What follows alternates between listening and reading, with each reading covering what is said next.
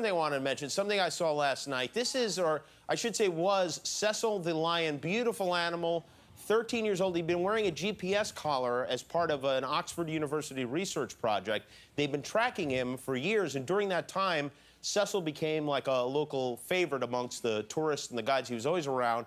People loved to see him on safaris until earlier this month when a tourist on a hunting trip shot him for sport.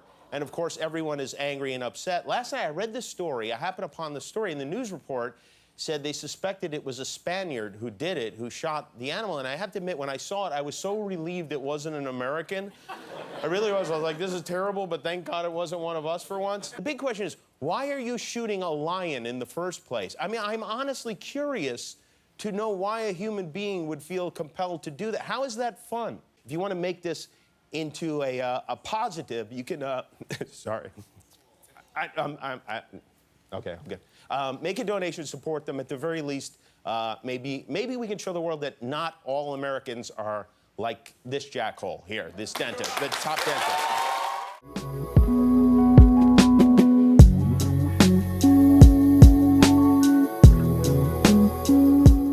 Well, hello, everyone. Here we are again in the aftermath of another terrible, inexplicable, shocking, and painful tragedy, this time in Las Vegas, which happens to be my hometown and Cleto's hometown, Cleto Sr.'s hometown. And as you know, at least 59 people are dead.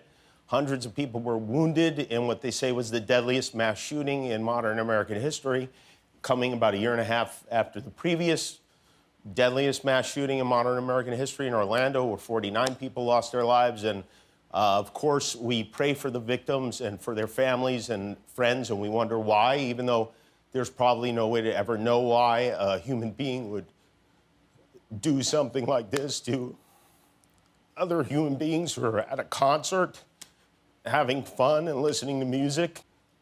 This morning, we have children without parents and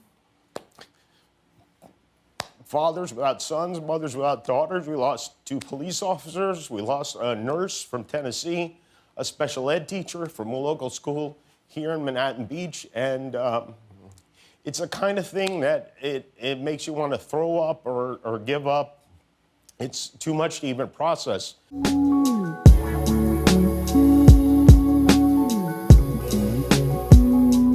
I have a story to tell about something that happened to our family last week. I'm sorry, I try not to get emotional, but it was a scary story.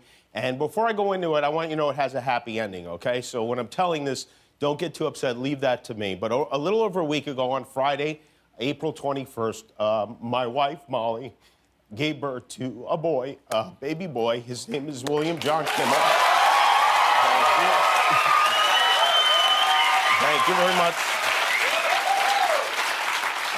We call him Billy. It was an easy delivery, 6 pushes, he was out, and he appeared to be a normal, healthy baby until about 3 hours after he was born. We were out of the delivery room. We moved to the recovery room. Our whole family was there, and we introduced him to his 2.5-year-old sister. She was cute with him. We were happy. Everything was good. My wife was in bed relaxing, and when a very attentive nurse at Cedars-Sinai Hospital, her name is Nanush, was checking him out and heard a murmur in his heart, which is common with newborn babies, but she also noticed he was a bit purple and his lungs were fine, which meant his heart wasn't. So now more doctors and nurses and equipment come in, and it's a terrifying thing. My wife is back in the recovery room. She has no idea what's going on. And I'm standing in the middle of a lot of very worried-looking people, kind of like right now. So this poor kid, this is what he looked like on Monday.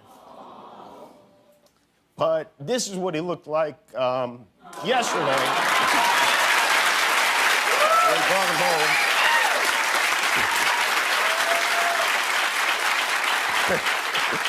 Poor kid, not only did he get a bad heart, he got my face.